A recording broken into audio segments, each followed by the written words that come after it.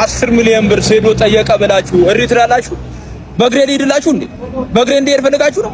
እግረኛ እንደሆን ፈልጋችሁ ነው? 5 ሚሊዮን ብር እኮ ውድድሩ አሸንፌ አንድ ይሄን መኪና ከገዛው ይኸው ገዛው በዱቤ 10 ሚሊዮን ብሩ ደግሞ ለምን ያስፈልገኛል? ትዳር ሊይዝ ገባችሁ ነው።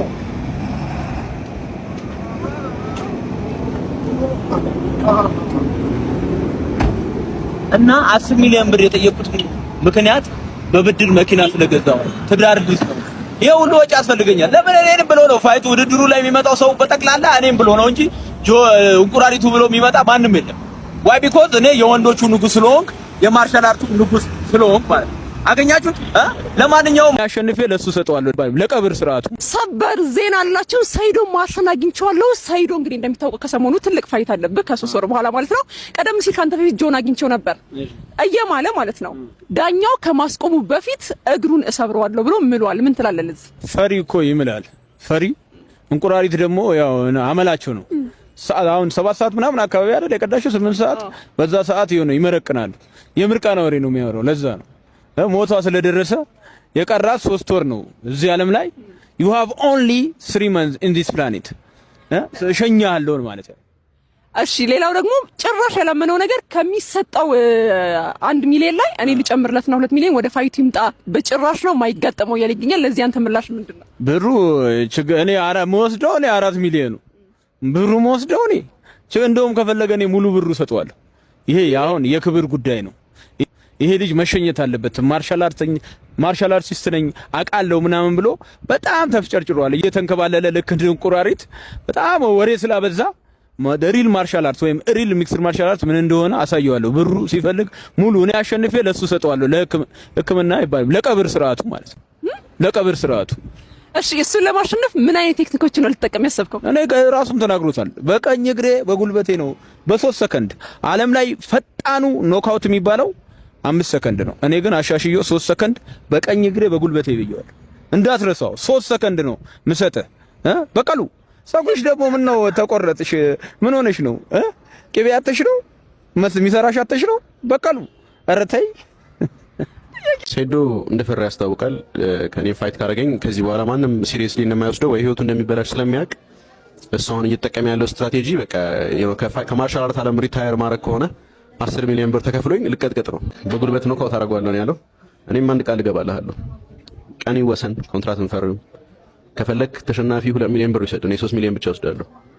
ግን አንድ ጉልበትህን ዳኛ ሳያስቆም ሰብረዋለሁ። መድኃኒዓለም ምስክሬ ነው። የመሰዋያ ፕራይሱ ነው እሱ። እዛ ገብቶ ከመገደሉ በፊት 10 ሚሊዮን ብር ማንም ሰው እኔም ራሴ ከጆን ጆንስ ጋር ገባ ብባል 10 ሚሊዮን ብር ቢከፈለኝ ገብቼ እቀጠቀጣለሁ። ኤቭሪዋን ላይክ ኤኒዋን ውድ አክሰፕት ዳት። ማንም ሰው ኢትዮጵያ ውስጥ 10 ሚሊዮን ብር ተቀብሎ ፋይት ያደርጋል። 5 ሚሊዮን ተስማምቻለሁ። ሌስ ጎ እያልኳችሁ ነው። ይኸው መጥቻለሁ ቦታው ላይ። እንቁራሪቷ በዚህ ነው ምደፋ። እዚህ ጋር ይኸው አድዋ ነው የምገኘው። እንቁራሪቷ ተዘጋጅ። በ3 ሰከንድ በዚህ ምት ነው ምደፋ። በ3 ሰከንድ ማለት ነው። ተዘጋጁ፣ አትንበጫበጩ። አዘጋጆቹም አትንበጫበጩ። በ3 ሰከንድ ደፋዋለሁ ቦታው ላይ። ይሄ አድዋ በደም አይደል የቆመው? እኔ ደግሞ ያንተ እንደምዚህ ያፈሰዋለሁ ማለት ነው። እንገናኝ አበሻ። ሌትስ ጎ። የሚክስድ ማርሻል አርቱ ንጉስ እዚህ ነው። ዋናው እኔ ነኝ። ጆኒን ሼክ የሚያደርገው ሰው የለም። ለምን አልነግርህም? ዋናው ለቢዝነሱ ይሄ ውድድር ከተካሄደ ለምን 200 ሺህ 500 ሺህ ሰው ሚይዝ አዳራሽ አይገኝም? 500 ሺህ ሰው ይገባል። 500 ሺህ ሰው በ4 ሺህ ብትሰራው ስንት ነው? በጣም ብዙ ሚሊዮኖች ነው ማለት ነው። ያ ማለት የኔ ዋጋ በጣም ትልቅ ነው ማለት ነው። ይሄንን ዋጋዬን ይሄንን ቫልዩን አውርጄ እናንተ ባቀረባችሁት ይሄንን እኛ ዘና ብለን በአንድ ወር ምን ጨርሰው 5 ቢሊዮን ብር አቅርባችሁ እሺ ስላችሁ እናንተ እዚህ ጋር የምታሽላሉ ከሆነ ሌላ ነገር ነው በቃ ሐሳቡ። በዛ ነው የተናደረ። ሴዶም ሴዶ ትላንትና ደውዬ እኔም አውርቼ ነበረ መጀመሪያ እዚህ ጋር አሁን እኔ የሐሳብ ለውጥ ምናምን ነገር የመጣ የለም ሲጀመር ማለት ነው። ጌችም ቪዲዮ አልሰራም፣ እኔም ቪዲዮ አልሰራውም፣ ማናችንም አልሰራንም። ደውሎልኛል እኮ ደውሎልኛል፣ ተደዋውለን ግን የሐሳብ ለውጥ የለም። ይሄንን እኔ 100% መናገር ይችላል። የሐሳብ ለውጥ ብቻም ሳይሆን ይሄንንም ነገር ስናደርግ ይሄ ዝም ብሎ አይነት ወሬ ነገር መሆን የለበትም። አሁን እዛ ጋር ዝም ብሎ ለፕሮሞሽን ቪዲዮ ሰራችሁ እንጂ መደረግ ያለበት ምንድነው? እኔ እናንተ እንገናኛለን፣ እናወራለን። ከዛ በኋላ ተርሞች ኮንዲሽኖችን እናስቀምጥና አንተም ባክ እንዳታደርግ እኛም ደግሞ አንተን እንዳንከዳ እንፈራረማለን። ውድድር ሲከናወን እንደዛ ነው። ምንም እንትን ነገር የለውም። አሁን ምን እኛ እኮ ማርሻል አርት ላይ ስንሰራ እኮ አሰልጣኛችን ሙስሊም፣ እኛ ክርስቲያን፣ ጓደኞቻችን እንደዚህ ሆኖ ተቀላቅለን ነው አብረን የምንኖረው። ይሄ የሃይማኖት ነገር ምናምን ነገር የለበትም እንደዚህ አይነት ኬዞች ላይ ገብቷል አይደል? ይሄ ከሃይማኖትም ጋር የሚያገናኝ ሰው ካለ ሌላም ነገር ካለ ይሄ በጣም የሞተ ሰው ነው። እንደዚህ አይነት ሐሳብ በእኛ በኩልም የለም። እኛ አሁን ረቢቄኛ ልጅ አይደል እንዴ? ከኛ ጋር ነው አብረን የምንበላው አብረን የምንውለው። ስለዚህ እንደዚህ አይነት ነገር ትክክል አይደለም። ወደ ሃይማኖት የወሰደ ካለ አንተም ፊት መስጠት የለብህም። እኛም እንደዛ እናረጋለን ብለን አናስብም።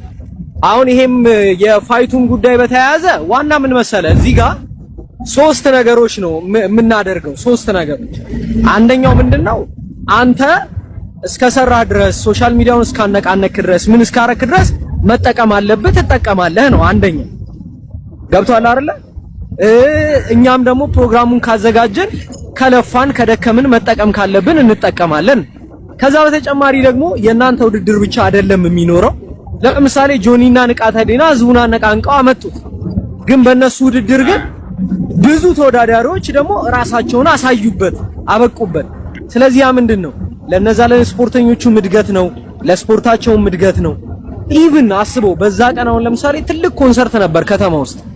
ኤቭሪ ኢንፍሉዌንሰር ኤቭሪ ሴሌብሪቲ ግን እዛ አዳራሽ ውስጥ ነው የመጣው። ኤቭሪ እንትን የመንግስት ኃላፊዎች እዛ ጋር መጡ ማለት ምን ማለት ነው? አየህ ትኩረት ወስደናል ማለት ነው። ስፖርት የሆነ ያክል የሰው ልብ ውስጥ ዋጋ አለው ማለት ነው። ስለዚህ አሁን ዋና የምናስበው ምንድነው ሁሉም ነገር እንደዚህ ስፖርቱም ተወዳዳሪውም ሌላውም ሰው የሚጠቀምበትን ነገር ማምጣት ነው። ሶሻል ሚዲያ ላይ እኮ ምን ብዙ ፎሎወር ያላቸው 1 ሚሊዮን 2 ሚሊዮን ያላቸው ፎሎወር ያላቸው እኮ ብዙ ሰዎች አሉ። ሁሉም ግን በዛ ልክ ይጠቀማሉ ወይ? ትክክል አይደል? ላይጠቀሙ ይችላል። ስለዚህ ዋናው ነገር ያለንን ተቀባይነት ያለንን ቫይራሊቲ ወደ ቢዝነስ መቀየር ነው። ሌላ ምንም እንትን አላማ ነገር የለውም። ተረተኛል አይደል? አሁን ሰዎች ለምሳሌ ቅድም የጠቀስካቸውንም የተለያዩ ሰዎችን ስሞች ምናምን ይጠራሉ። ያንን ቢጠሩ እነዛ የሚጠሩ ሰዎች ከተለያየ አላማ ሊጠሩ ይችላሉ። ግን አንተም በሚዲያ አክሰፕት የተደረከው በሚዲያ ገንዘቡ ምኑም የተቀመጠው ለአንተ ነው። ስለዚህ ሌላ ሐሳብ መቀየር ምናምን ከየትም አይመጣም ልልን ግባና ይሄን እንቁራሪት በማይክሮሰከንድ ጨፍልቅልን ነው። እንደዛ ሲሉኝ እሺ ብዬ ተስማማሁኝ። 10 ሚሊዮኑን የጠራው ፋይቱን ላለማድረግ ነው የሚል ጥያቄ የሚነሳ ወሳብ ኤቭሪባዲ እንዴት ናችሁ? ዛሬ የምንገኘው ሴዶ ማርሻል ከኪንጉ ጋር ነው። የማርሻል አርት የሚክስር ማርሻል አርቱ ኪንግ ኢዝ ሂር ጋር አበሻ አገኘሽ?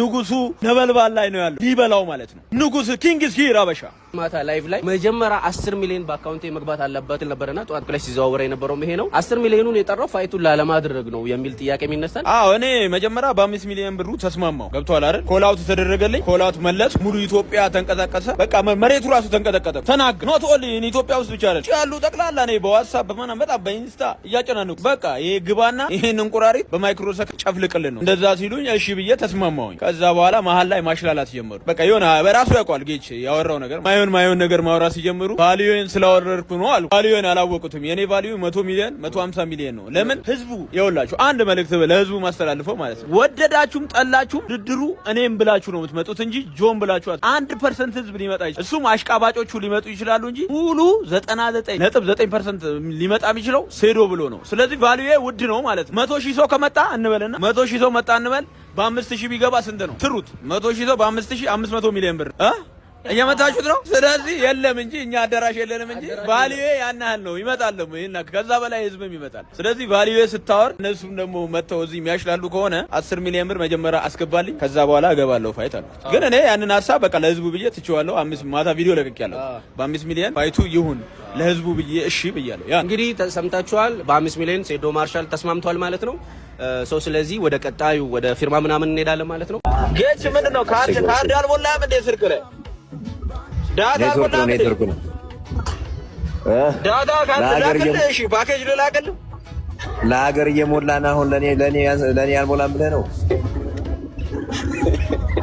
አይ ቢዚ ስለሆንሽ በቃ ቢዚ ስለሆንሽ ቢሮ ውስጥ ነው ኔትወርክ ቢሮ ውስጥ ነው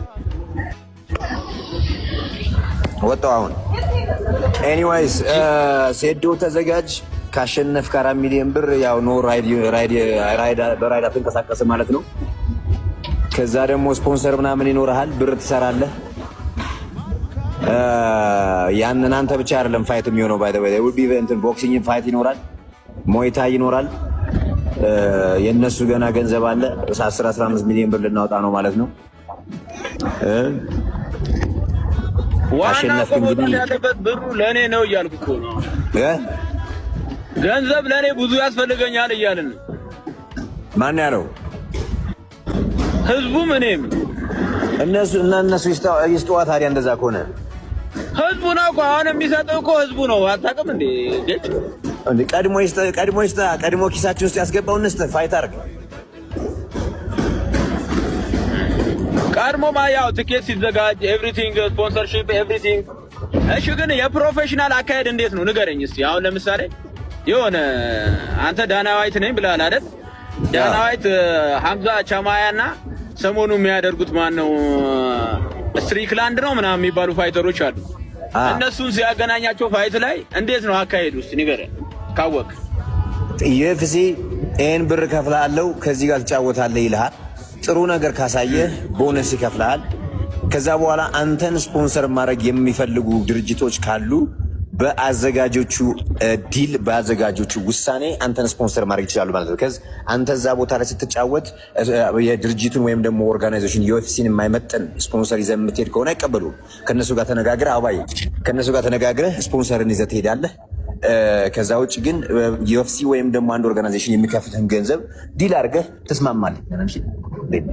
ኦልሬዲ መጀመሪያ ትፈራረማለህ ማለት ነው። በገንዘብ ትፈራረማለህ። በተነጋገርከው ዲል ባረከ። ለምሳሌ እናንተ 5 ሚሊዮን ብር ዲል አድርገናል። ዲል ብናረግ ብንባል በዛ ትፈራረማለህ። ከዛ በኋላ ቦነሶቹ ምናምን ይመጣሉ። እሱ በንግግር የሚሆን ነገር ነው። በቦነሱ ደግሞ ጥሩ ፐርፎርማንስ ካሳየህ ምናምን ቦነስ ይሸለማል ማለት ነው። ይዋር ይሰጣል ማለት ነው። እዛ